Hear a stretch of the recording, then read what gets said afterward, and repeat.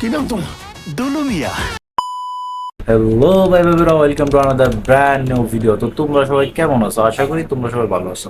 তো এখন আমি কথা বলবো শাকিব খানের আপকামিং সিনেমা দরদ নিয়ে। সুপার।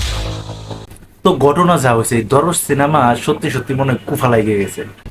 তো আমার কেন জানি সন্দেহ লাগতেছে যে 29শে আগস্ট দরদ সিনেমার ট্রেলার আসবে না। খান স্যার। কারণ বর্তমান বাংলাদেশে যে বন্যার একটা পরিস্থিতি, ওটা কিন্তু এখন জাতীয় ইস্যু হিসাবে তৈরি হয়েছে। এই একটা অবস্থার মাঝে অনন্য মামুন যে ট্রেলারটা রিলিজ দিব, তা অন্তত আমার মনে কিন্তু পড়ে না।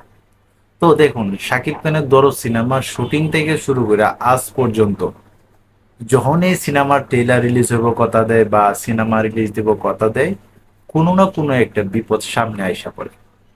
তো অনেকেই বলতেছে যে শাকিব খানের দরদ সিনেমার পিছনে কুফা লেগে গেছে।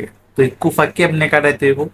তো তোমরা যারা সাকিবিয়ান আছো, অবশ্যই তোমরা কমেন্ট বক্সে জানাও যে কি করলে এই দরদ সিনেমার কুফা কাইটে যাইবে।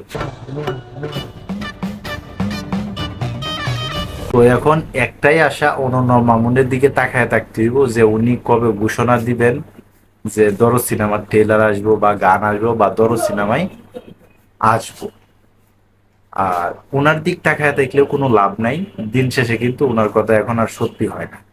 তো যাই হোক, এই ছিল এখনকার মতো ভিডিও। তো সবাই ভালো থাকবেন, সুস্থ থাকবেন, কাছের মানুষটা ভালো রাখবেন। ধন্যবাদ সবাইকে। আল্লাহ হাফেজ।